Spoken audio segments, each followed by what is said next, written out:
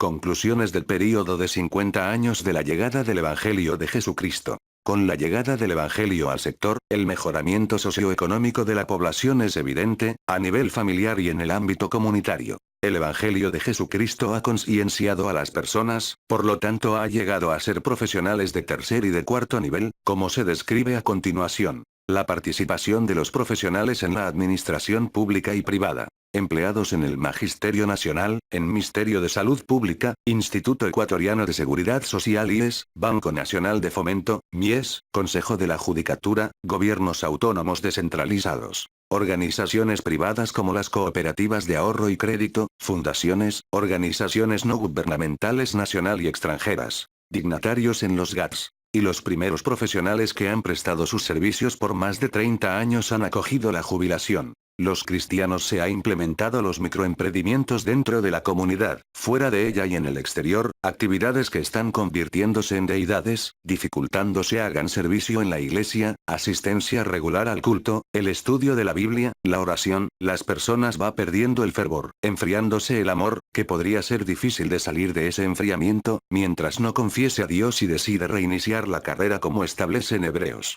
12. 1. Según la apreciación de algunos creyentes, la Iglesia vive en medio de la corriente de modernización de la Iglesia, modernización litúrgica en el culto, están propenso más la gente joven, porque ellos pueden imitar a la muchedumbre mestiza y a las doctrinas de las iglesias o denominaciones religiosas liberales, pentecostales, al asistir a las conferencias, campañas y otros eventos evangélicos, pueden transferir a la iglesia donde asisten ciertas prácticas emocionalistas, como la danza cristiana, himnos adaptados en las canciones seculares, que puede desviar de la doctrina de Cristo, debilitando el crecimiento armonioso de la iglesia. Esta situación convoca un estudio profundo de la Biblia, para no ser arrastrados por las corrientes religiosas, 2 Timoteo 4, 2, 5. 2 Juan 9, 11. Apocalipsis 22, 18, 19.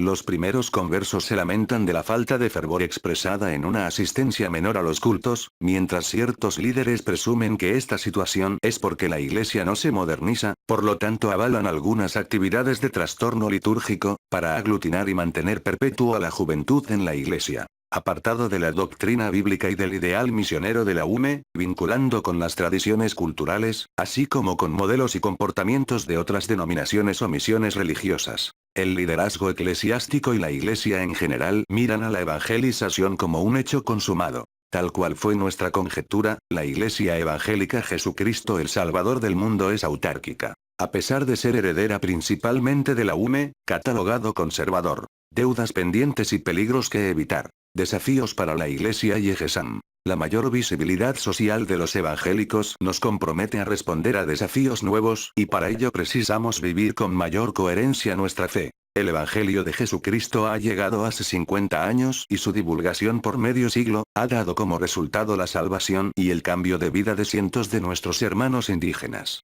Sin embargo, la evangelización sigue siendo una tarea inconclusa, pues hay personas en el sector, en la provincia y en el país que necesitan conocer las buenas nuevas y las demandas de Cristo para obtener una vida abundante, por lo tanto debemos conservar activamente el sueño y entusiasmo por la evangelización, como que fuera el último día de nuestras vidas. Reevangelizar, discipular, a que contribuya a perseverar a los convertidos en la vida cristiana, en medio de influencias de filosofías e ideologías de muy diversa índole, sin duda alguna respetable por cierto en una sociedad tolerante. No por ello podemos dejar de exponer y afirmar ante todos los principios de nuestra fe cristiana evangélica. Los miembros de la Iglesia son adherentes de algunos partidos o movimientos políticos, por lo tanto los líderes de la Iglesia no debería apoyar a un partido o movimiento político partidista ni movilizar a la Iglesia en respaldo de ciertas personas candidatos en particular, para no generar disgregación en la congregación, salvaguardando la independencia frente a los poderes del Estado, cuidando el principio básico de separación Iglesia-Estado, sabiendo que, por el testimonio de la historia, dicha unión ha provocado abusos, privilegios injustificados, opresiones, monopolios espirituales, muchas veces ha pretendido sucumbir a los evangélicos. Sin embargo, no podemos olvidar de enseñar como iglesia y como ciudadanos que tenemos las obligaciones y deberes legítimos que estamos obligados a cumplir como ecuatorianos. Los líderes de la Iglesia deberán obviar su participación en la política partidista y no censurar la participación de los miembros, sino capacitar en conocimiento bíblico teológico a quien anhela ejercer alguna dignidad en la administración del Estado, que tenga sólida ética bíblica y que sus acciones y actuaciones estimule a los incrédulos a recibir a Jesucristo como su Salvador personal. Ya que los creyentes estamos comprometidos con la reconciliación del mundo perdido con Dios, así también comprometernos con el destino de nuestro país. Ya que parte del legado que debemos dejar a la nueva generación también es la patria. Por lo que, surge la pregunta. ¿Lo dejaremos intacto, como si nosotros nunca hubiéramos vivido en él, ni hubiéramos ayudado a su sana transformación? Estos son algunos de los desafíos que nuestra fe nos impone. Es cuando, como Isaías, deberemos responder positivamente a la pregunta de Dios. ¿A quién enviaré, y quién irá por nosotros? Entonces respondí yo. Heme aquí, envíame a mí, como reza en Isaías 6:8. Los líderes de la Iglesia y cada cristiano debemos vivir vigilantes, ya que estamos en medio de un mosaico de denominaciones religiosas que pretenden implantar sus doctrinas como la teología de prosperidad, estilos y formas de adoración a deidad, sin distinguir el Antiguo Testamento con el Nuevo, Antiguo Pacto con el Nuevo Pacto. Es notable que la mayoría de hermanos, así como muchos sectarios, reconocen esta verdad, pero cuando se trata de aplicarla, la olvidan, y finalmente se enredan en una serie de malabarismos bíblicos para justificar su error. Gracias a Dios, todavía vivimos en un estado de derecho y la Constitución del Ecuador nos garantiza el derecho a vivir en libertad sin ser discriminados ni perseguidos por nuestra fe y principios religiosos. Por lo tanto, nuestro deber es defender firmemente nuestros derechos cuando estén amenazados o son vulnerados. Al mismo tiempo, la ley también nos recuerda que es nuestro deber defender y respetar los derechos de los otros que piensan y creen de manera diferente a la nuestra.